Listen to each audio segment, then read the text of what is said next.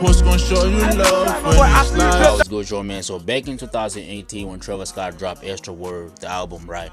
It felt like Travis Scott was damn near Drake level. Hell, even bigger. He was selling candles in less than 45 seconds. You know, Travis Scott was selling out candles. Like everything that was associated with Travis Scott was just going #1.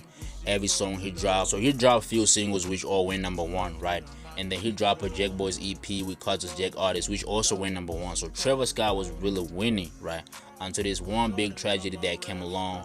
We all remember, right, the ASTROWORLD tragedy, which took place on the 5th of November 2021, right? Before that, Travis Scott dropped 2 singles, Escape Plan and Mafia featuring J. Cole. This song was not be able to promote it well because, you know, with the tragedy, he couldn't promote these songs. But trust me, I really bumped to them songs. I feel like they were hit songs.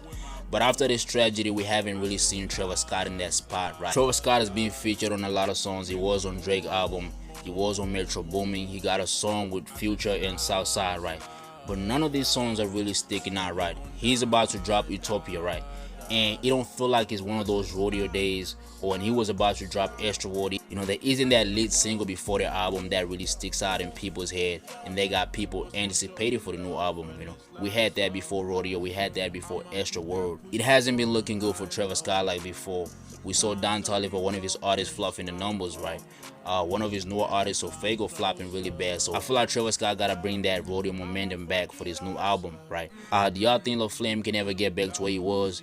And tell me how bad do you want this album to drop?